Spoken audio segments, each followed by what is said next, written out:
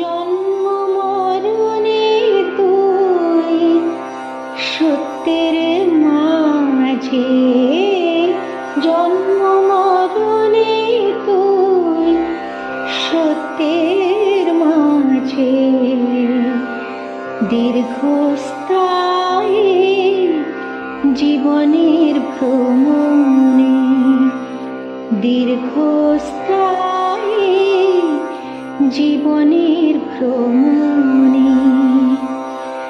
ভুল করার আমি প্রবণতা রাখি, ভুল করার আমি প্রবণতা রাখি, ভুল করার আমি প্রবণতা রাখি।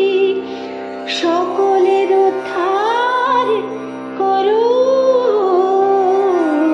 আমার অবগুণ ভুলিয়ে দিও।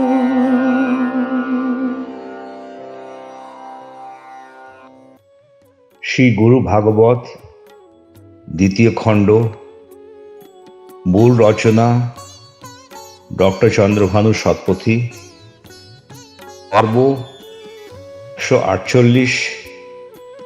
এই পর্বে আমরা আলোচনা করব সারথি গুরু।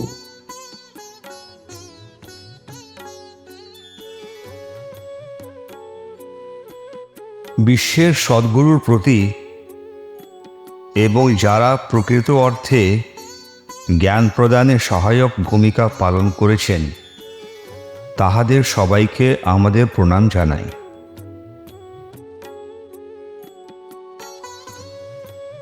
যখন একজন ভক্ত শ্রী গুরুর মতো বিকাশের চেষ্টা করে, তখন তার জীবন নিঃস্বার্থ হয়ে ওঠে। সে যদি কারো কাছ থেকে কিছু পায়, তা দান করে এবং নিজের জন্য আবার ঋণ সৃষ্টি করে না। একজন স্বার্থপর গুরু কিভাবে ভক্তদের সুরক্ষা দিতে পারেন?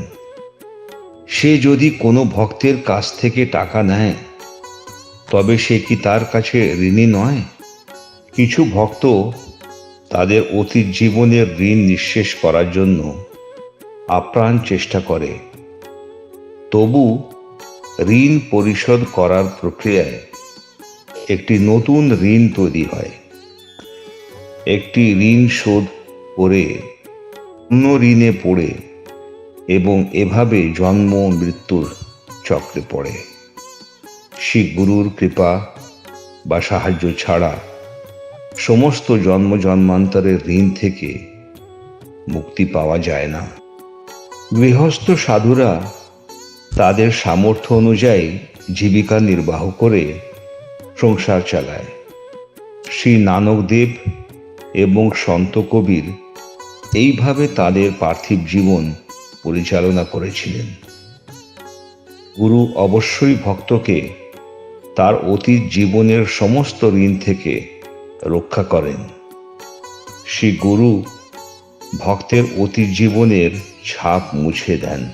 যে কোনো গুরু যিনি তার ভক্তের কাছ থেকে বিতরণ নিয়ে দিয়ে তার ঘর চালান, তিনি ভক্তদের শোষণে বিশেষজ্ঞ। তিনি কি ভক্তের কাছে ঋণী নন? যিনি ভক্তের ঋণী হন, এমনি গুরু সহ তাকে তা কোনো এক জীবনে ফেরত দিতে হয়।